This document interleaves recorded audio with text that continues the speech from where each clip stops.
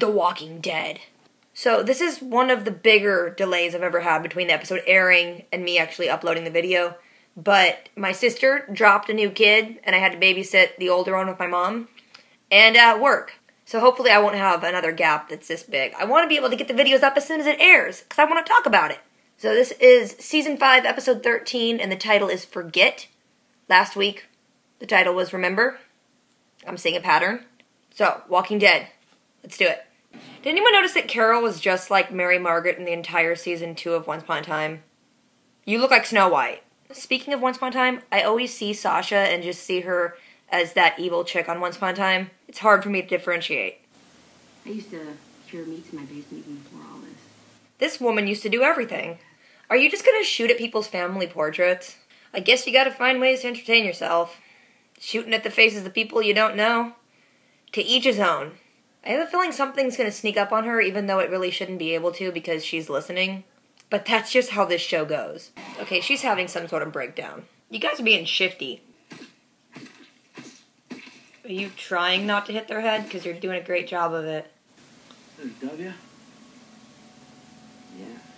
Oh, look, we're wrapping back around to that trunk full of torsos. The old W. Michonne, you always look awesome. Even your, like, little cop jacket's got cool lacing down the back.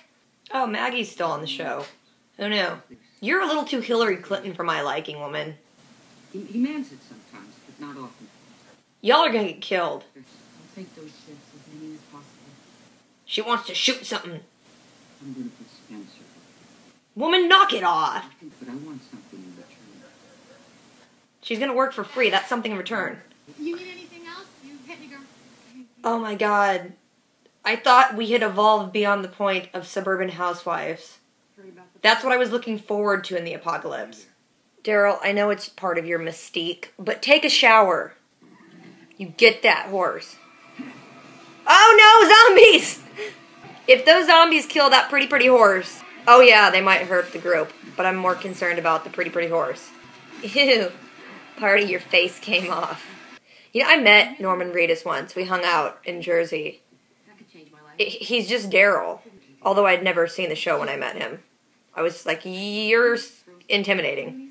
She just slides right back into Mousy Housewife perfectly. Aaron, you realize how he's not keeping up a dialogue? You don't have to keep talking. You're dressed like you want them to vote for you. She's like, will you guys donate to my campaign? Oh yeah, I forgot you guys were on the show. Where have they been? Oh no! He got his leg grabbed! Ah! God, I love it when their heads get stomped on. It makes no logical sense. You can't stomp through a human's skull even when it's rotten, but I love it. I also love when they shoot zombies and the blood splatters on the camera. Just cuz. No, don't hurt the horsey! Aww.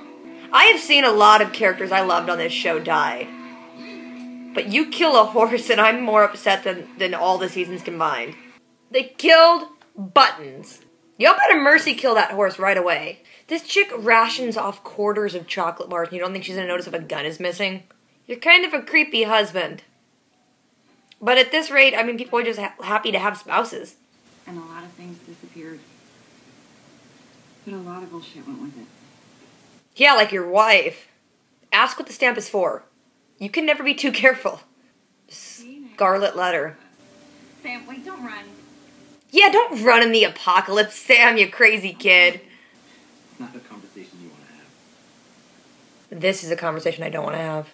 A motorcycle. I knew that was what was going to happen. I don't want Eric risking his life anymore. I want you risking your life. You're going to make Daryl cry with all your sweetness. Compliment him some more. On your back. You want to talk it back. Waxing poetic up in here. Carol, you're going to get them all kicked out of town, and they kind of seem to have a sweet thing going here. You really? You're going to steal chocolate? You just know that she's going to be like, there's more chocolate missing. I'm going to inventory everything. Oh, there's some guns missing. You're going to have to kill that kid. Followed you. God, I hate kids. Oh, I could speak more. If you shut up about the guns, Because if you do... I will murder you. What are you doing, Carol? I'll be outside. She's getting dark. And they will tear you apart and eat you up all while you're still alive. Now, do you want those cookies or not? Carol, you're laying it on a little too strong here. And you'll get cookies. All the cookies. Murder cookies. Zombie cookies. Guts on the ground cookies. He just handed his daughter to everyone. They're gonna smush. Whoa! You are at a party, sir. You get your mouth off her mouth. I mean, he's at a party. Why not? Go nuts. Come be honest. I promise all you have to do is listen. Is she gonna sell her Tupperware? I wouldn't have to have gone through so much trauma to still find this party tiresome. Everyone has favorites, huh? What's yours? Clearly she's in the middle of a breakdown. You want? Get off her back. Worried that I'll end up picking something you hate. She's gonna punch you right in the face. Now get out of my town because you ruined my dinner party. Carol's like, take the guns. I did some bad things to get them. Oh, he saw the stamp on his hand. She is quite literally hanging it up on the mantle. Oh, and they all three walked their separate ways. I love it. Hey, Rick. Scarlet Letter, remember? And then he had one too, and it brought you back to reality. Rick, are you going to kill that man for his woman? Are we really going to caveman days? They're all descending into this suburban madness. This episode was weird. It was very Stepford. I didn't like it. Rick made a no-no. He kissed a chick who's married. And worse off, he kissed her at a party. There were people around. The weird chick who runs the town, Deanna, that just felt like a dinner party to try and get people to donate to her campaign. It was weird. Daryl, it's got a buddy. Fun bromance going on. So Daryl's like, seems to really be going for the town. He's like, yeah, I can live here. I can be happy here. Buttons, very cute horse. May he rest in peace. I don't like it when they kill animals. Makes me sad. Kill all the people you want. Just don't kill the animals. I knew Aaron would have a motorcycle, or someone would give him a motorcycle after he said, I ride bikes. Carol goes very easily into suburban creepiness, and she just, oh my gosh, that threat she made to that kid was dark. That came from a deep, dark, scary place. The kid wanted cookies. I mean, that's just what children want. And you know what? You got threatened with a horrible death.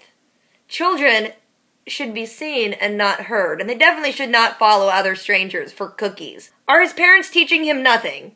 Michonne literally hung up her sword. That's weird. I don't like that. Take your sword down. Be a sheriff with a sword. It's post-apocalyptic. You can do what you want, girl. I swear her still in that chocolate bar is going to come back to bite her. That chick's going to be like, I'm going to look at the inventory. Oh, dear God, a chocolate bar is missing. Someone's been stealing chocolate. They might have taken a gun. I should look at the guns. And that kid better not squill. I mean, I might not be completely on board with what Carol did, but that kid better not squill. Sasha went a little bit off the deep end for a second there, but who can really blame her? Stuff has been happening. Like, seriously, like I said, I would not have to have gone through any amount of trauma to want to punch any of those party guests in the face. Like, in my book, she showed insane restraint. I'm like, people are dying. The world is literally eating each other. And you're worried about what to cook? I don't even worry about what to cook, and no one's eating each other. And this town is just waiting to die. They're gonna go out with dinner parties, but they are gonna die. Like no one is watching the wall? What? And it seems weird to me. It seems like there would be a lot more walkers at their wall. I mean, they operate a town. They're not all whispering. You can hear a town. It just seems like there'd be like droves of zombies knocking down their walls. Or at least trying to. How has no one stumbled across this town yet? Like, what is Alexandria's version of the governor? Is it our group? Is it the Walking Dead group going to be the people that just come into this town and just destroy it? Because we're already seeing a division in the group. We're seeing Sasha wants to help, but she really just wants to keep her mind busy. Daryl is kind of finding a home here. He's finding people who trust him, and he feels like he can trust, and he wants to contribute to making the world a slightly better place. Carol is just so defense mechanism, that's all she is, that she wants to go get these guns so badly she will threaten to murder a child, and I'm being honest, she might do it if she needed to. Rick is just always someone that is just desperately trying to find control in the world, trying to find a way to make sense of something that he can control. But at the same time, I think he does desperately want normalcy. He sees this chick, and they do have some chemistry, and he sees that her husband's a jerk. So he's like, you know what, I'm gonna go for it. And it was really creepy at the end, him reaching for his gun when he sees this guy with the chick he liked. Is he just gonna, like, hit her on the head with a rock and then drag her back to his cave and be like, I claim this woman? Like, is he that far away from just basic human caveman-style instincts? This is an interesting take because they're not really bringing people into their world. They're being brought into someone else's world. And they're doing things on the surface that isn't really that weird. They're being cautious. They're still wanting to know that they can get out if they need to. They can protect themselves. They could potentially take over if they needed to. But there's that little bit of creepiness because they want to be in control so much, they're willing to overthrow or undermine or lie to people who really haven't given them any reason to be treated that way. They have, I think, this hatred that these people have gotten on so well. And it's not really overt. It's just the jealousy and the feeling of, like, almost pity because these people don't know what the world is and they don't know how unsafe they are. But at the same time, I think that just makes them mad. These people haven't had hardships. And these people aren't toughened by the world, so they really are exposed and just vulnerable. And for them, I think that does strike this primal predatory feeling of like, we're stronger than you. We should have this town. Like, they're just seeing this as survival of the fittest. These people haven't earned it in their eyes, so why do they get this? This could be something that is theirs and theirs alone. And they just haven't really had success meeting new people and living happily ever after. Everyone has an angle, but they're not really seeing that traits in themselves, too.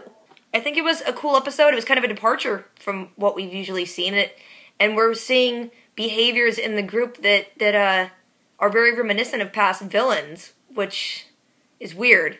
So, again, I'm super sorry that this was so delayed. Hopefully it won't happen again. But life happens, so I'm sorry. But thank you guys for watching. And until next time.